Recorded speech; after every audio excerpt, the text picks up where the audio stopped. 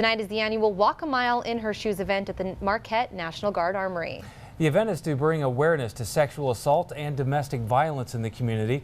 TV6's Blair Caldwell joins us live from the event where walkers are just finishing up. Blair?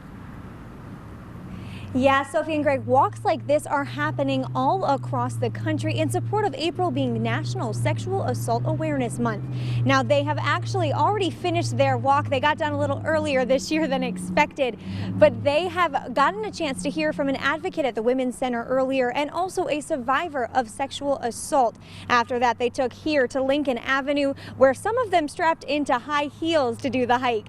Now, it was all fun and games to watch some of those guys strap up in these pointy-toed high heels, but the reason they're doing it is not quite as much fun. I'm a survivor. Susie was abandoned as a child, and at the young age of 5, she was sexually assaulted.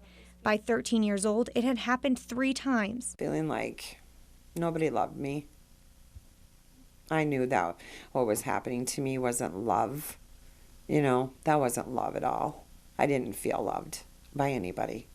At all. She moved from home to home and family to family up until her adulthood.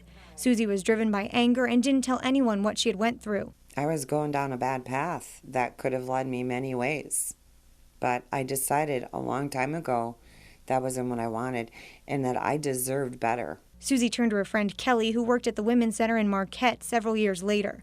She was given education and knowledge to empower her to her full potential. We really encourage people to disclose what has happened. That's the first step in taking their power back. And once they find their voice to do that, that begins a healing process for them as well. I handle it better now than I ever have, but it's been growth and it's been counseling and it's been understanding. The Women's Center also serves men and children and provides support to survivors with everything from hospital visits all the way to a court case. But it's our time to shine some light on it and educate the community that it does happen here, and we want them to be aware that there's support and help out there, that they don't have to go through that alone. That's why they hold the Walk a Mile in Her Shoes every year, to show the community their role in awareness is to stand up and speak out. Now, Susie says she's proud of who she's become and is no longer afraid. We do not deserve to be sexually assaulted, period. No means no.